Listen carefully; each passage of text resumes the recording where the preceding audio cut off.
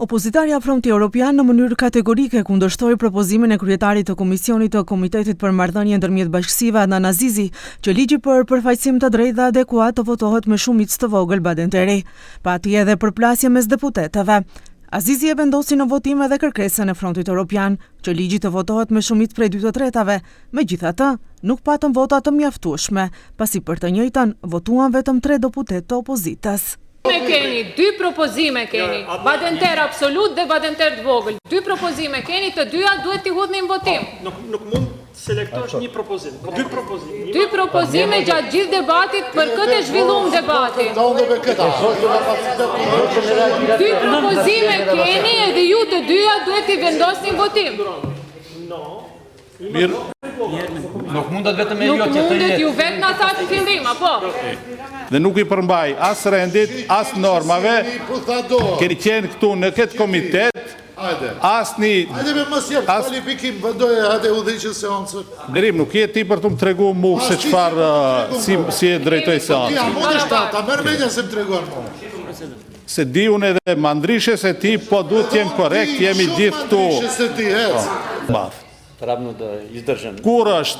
Kush është pro këti propozimi, ju lutem ta ngreni dorën. Kush është pro? Për badenter të madha. Për badenter të madh. 3 persona. Më pas, ky propozim i ligjit për përfaqësim të drejtë dhe adekuat mori driqëshile nga shumica e të pranishmëve në komision, edhe ata 11 deputet votuan propozimin që ligji të votohet me badenter të vogël. Me shumicë të thjesht, me badenter të hedhet në votim. Kush është pro, ju lutem ta ngreni dorën.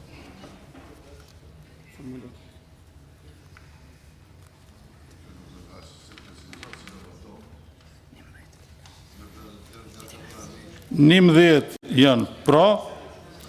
Deputetët e opozitës kritikuan ligjin aktual. Rina Ajdari nga BDI kërkoi që ligji të kalojë me badenter absolut, pra me shumicë të plot. Nga ana tjetër, ligjin e quajton eksperiment juridik. Sepse në këtë ligj mungojnë pikërisht elementet që do të bënin atë të besueshëm dhe të zbatueshëm në praktik.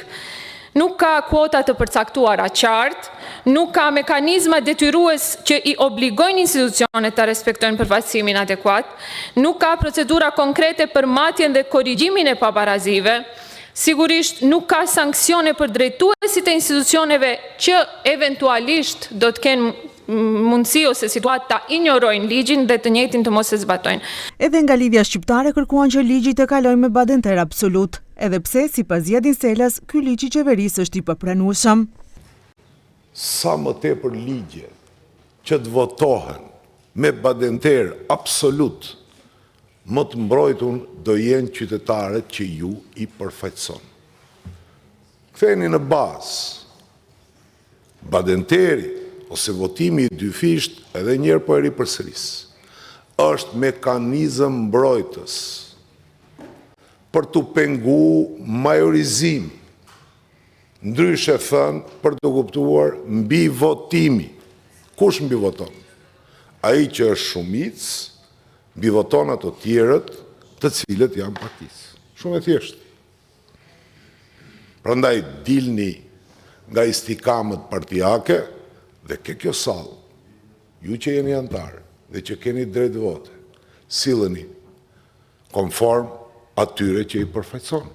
Dërgimi në Komisionin e Venecias, Ria Çaqiri e quan humbje kohe, pasi sipas tij edhe pas mendimit të këtij komisioni nuk janë marrë parasysh mekanizmat e ndëshkimit. Kritikoi edhe mënyrën e votimit të ligjit. Në kohën e sotshme, në kuadër të Kuvendit të Republikës së Maqedonisë së Veriut, vjen një propozim ligj i cili nuk parashef as mosën ndëshkuese, por as mosën sanksionuese ndaj atyre të cilët nuk do ta respektojnë këtë ligj. Unë mendoj se ky ligj gjithsesi duhet të kalon, dhe unë këtu prezantoj edhe qëndrimin e Aleancës për shqiptarët dhe kolegëve të mi deputet, cilët janë pjesë përbërëse e këtij Kuvendi të Republikës së Maqedonisë së Veriut, dhe këtu padyshim se ky ligj duhet të kalon me badenter të madh dhe në asnjë formë nuk duhet të mendohet dhe të lejohet që të kalon në ndonjë formë tjetër. Bekim Qoku bëri krahasimin e votimit të ligjit me ligjin për gjuhët, se edhe ai është votuar me badenter. Ai kritikoi opozitën se derisa është në pushtet rinë dhe nuk flasin, ndërsa kur janë në opozit, hapin tema të këtij lloji. Një nga ligjet i cili votohet me badenter të vogël, për shembull, është ligji për përdorimin e gjuhëve. Dhe ai ligj nuk është kontestuar, nuk është bërë zhurmë. Pse është votuar me badenter të vogël, një ligj një rëndësie të veçantë të rëndësishme për komunitetet jo shumicë që flasin gjuhë të ndryshme nga maqedonishtja. Sipas propozuesëve, qëllimi kryesor i ligjit për përfaqësim të drejtë dhe adekuat është krijimi i një kornize të qartë, të saktë dhe të zbatueshme ligjore për realizimin e një prej parimeve themelore të rendit kushtetues, përfaqësimin e drejtë dhe adekuat të qytetarëve nga të gjitha bashkësitë në organet shtetërore dhe institucionet publike. Projekt ligji aktual ndodhet në lexim të parë dhe procedohet me procedurë të rregull parlamentare. Sipas paralajmërimeve, para miratimit përfundimtar do të organizohet edhe debat publik.